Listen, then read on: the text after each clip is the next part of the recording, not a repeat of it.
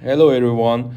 Today we are going to talk through an important and challenging interventional cardiology case where accurate decision making and precise technique play a critical role. In this video, we will performing stent implantation in two major coronary arteries. So stay with me until the end.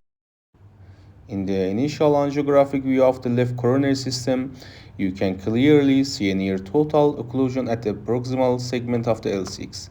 At the same time, a significant stenosis in the LAD is also evident, making this a high-risk presentation. With the next contrast injection, a long lesion in the mid of LAD becomes clearly visible. This type of lesion, if left untreated, could easily lead to extensive myocardial infarction. In the spider view, the severity and exact location of the stenotic segments are even more apparent. This projection allows for a better assessment of lesion length, morphology, and vessel anatomy, which is essential for procedural planning. At this point, the evolution of the left coronary system is complete, and we proceed with the right coronary artery injection. In the first view, it is clear that the RCA lesions are less than 50% without hemodynamic significance. Therefore, optimal medical therapy is the appropriate treatment strategy for this vessel.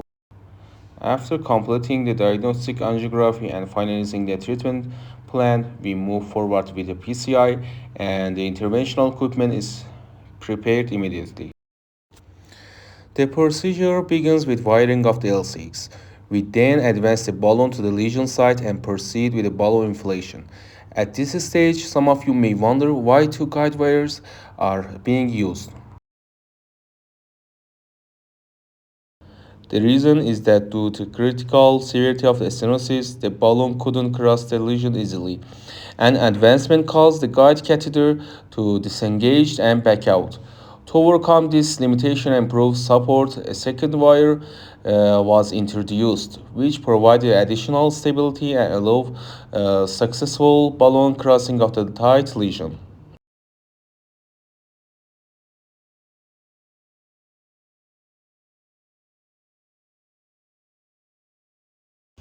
Following adequate predilation and properly sized stent is positioned across the L6 lesion and deployed.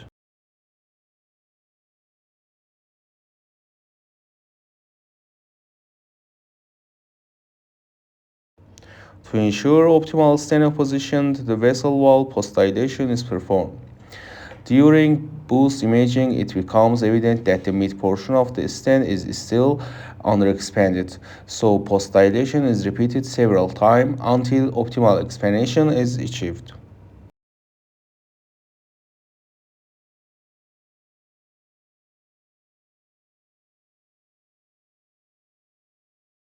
In the control angiographic injection, you can see that the L6 has opened remarkably well. Coronary flow has returned to the normal and the critical vessel has effectively been salvaged.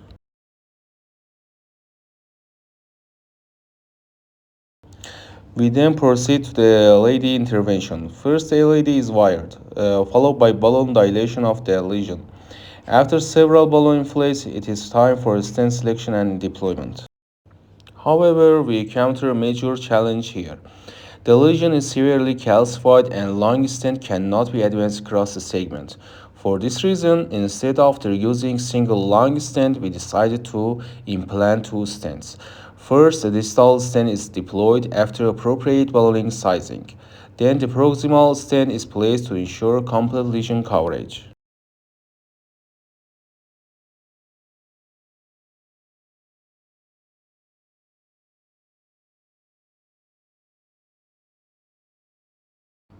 Due to the heavy calcification of the vessel wall, post-dilation is performed multiple times to achieve a proper stent expansion and full apposition.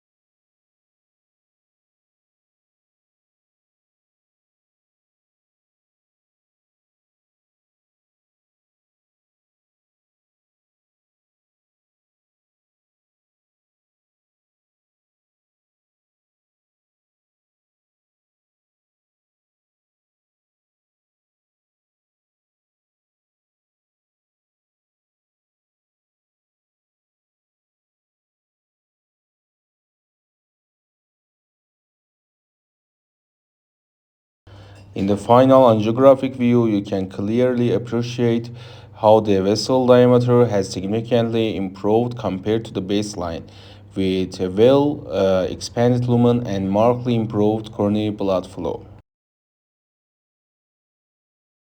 This case highlights the importance of the careful anatomical assessment, strategic planning, and step-by-step execution of the PCI in a high-risk patients.